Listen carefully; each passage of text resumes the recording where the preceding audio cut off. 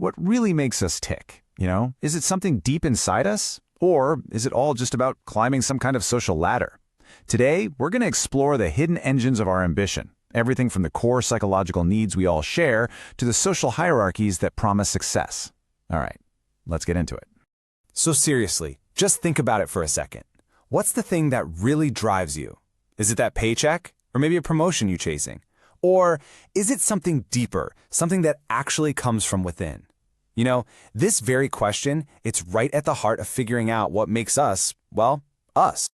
Okay, so when it comes to motivation, psychologists basically see two big categories. You've got extrinsic motivation, that's when you're doing something for an external reward, right? Money, good grades, praise from your boss.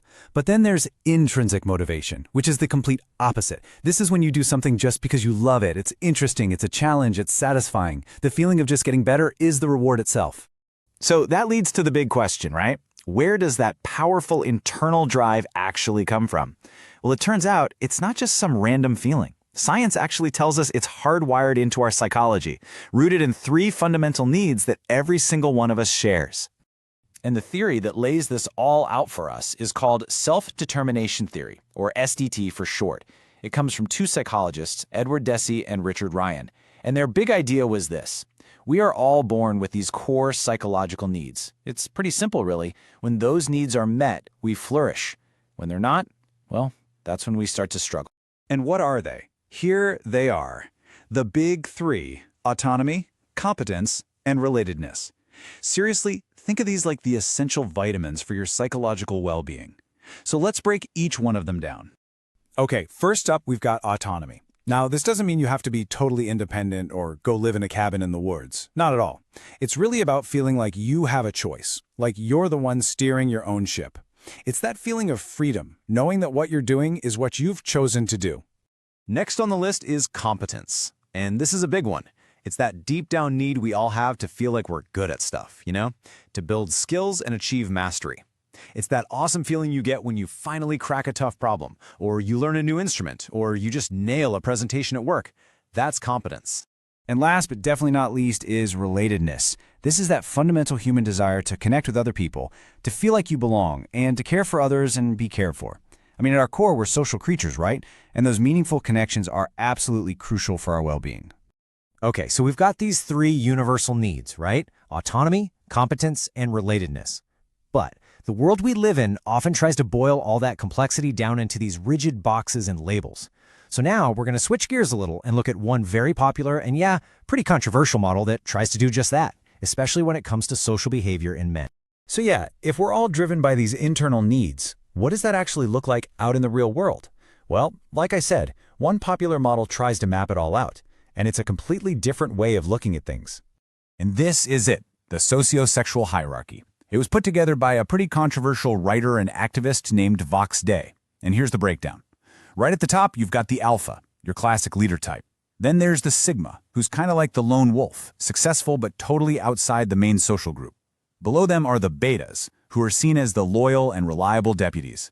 Then you have the deltas, considered the normal, hardworking guys, kind of the backbone of the whole system. And finally, down at the bottom, you have the gammas and omegas, who are often described as being either resentful or just socially left out. So this whole thing brings up a really interesting point, especially about that alpha stereotype. We all have this picture in our heads of a leader, right? They're dominant, they're outgoing, they're extroverted, but is that really what makes someone an effective leader? Let's take a look at what the research actually says. This quote right here just nails it. It's what the author Susan Cain calls the extrovert ideal. Basically, we're kind of conditioned as a society to see the most talkative, outgoing person in the room as the natural leader. A classic example is Harvard Business School, which for a long time was known for grading heavily on class participation, which, you guessed it, really rewards that extroverted style. But here's where things get really interesting, where perception totally clashes with reality. Get this.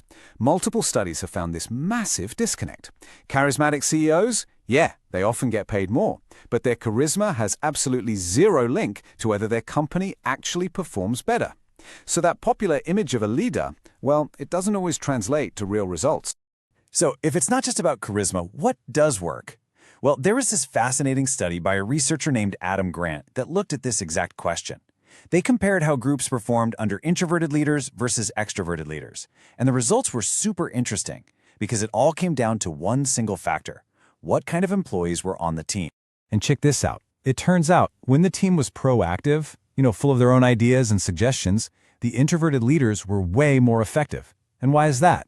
It's because they were more likely to actually listen to and run with those good ideas.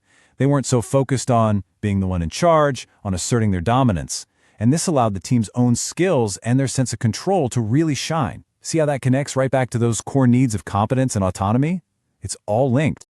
Okay, so let's pull all of this together. We've looked at the deep psychological needs that drive every one of us. We've looked at a popular social model that tries to slap labels on people. And we've seen how our basic assumptions about what makes a good leader can be completely off base. So now, let's bring it all back home, back to you. And here is the single most important takeaway from all of this. These social hierarchies, these archetypes, look, they can be interesting to talk about, for sure, but they can also be a massive distraction.